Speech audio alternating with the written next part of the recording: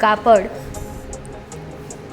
Paint पातळ करण्यासाठी turpentine, brush, masking tape, polish paper, polish करण्यासाठी लाकडी ब्लॉक व फर्निचर पेंटिंग करण्यासाठी लाकडी टेबल.